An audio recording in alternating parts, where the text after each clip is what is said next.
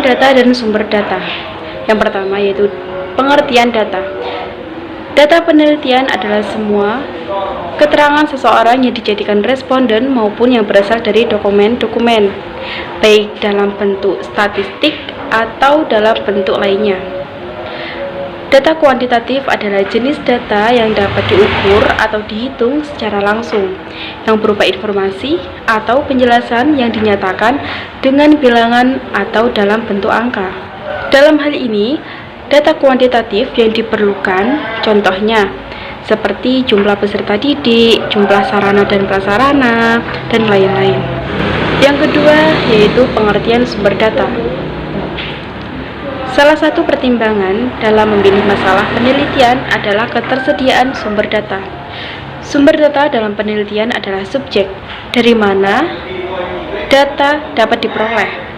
Dalam KPPI, data diartikan sebagai kenyataan yang ada yang berfungsi sebagai bahan sumber untuk menyusun suatu pendapat, keterangan yang benar, dan keterangan atau bahan yang dipakai untuk penalaran dan penyelidikan. Jadi, yang dimaksud sumber data adalah subjek penelitian di mana data menempel. Sumber data dapat berupa misalnya benda, manusia, tempat, dan sebagainya. Contohnya, apabila penelitian menggunakan kuesioner atau wawancara, dalam pengumpulan datanya, maka sumber data disebut responden, yaitu orang yang merespon atau menjawab pertanyaan, baik pertanyaan tertulis maupun lisan.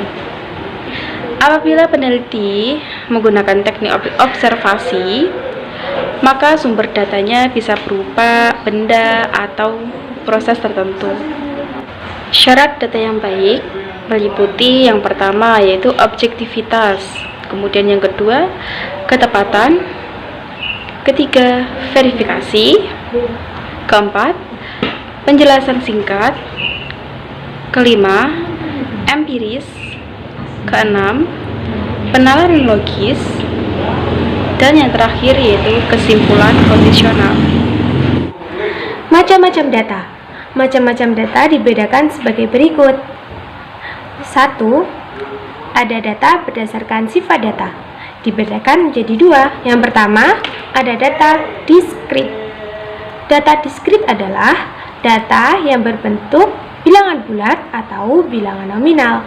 Contohnya, laki-laki dilambangkan dengan angka 1 dan perempuan dilambangkan dengan angka 2. Yang kedua, ada data kontinu. Data kontinu adalah data yang diperoleh dengan cara mengukur dan satuannya biasanya berbentuk bilangan nominal atau bilangan pecahan. Contohnya, anak A memiliki nilai 75 dan anak B memiliki nilai 85.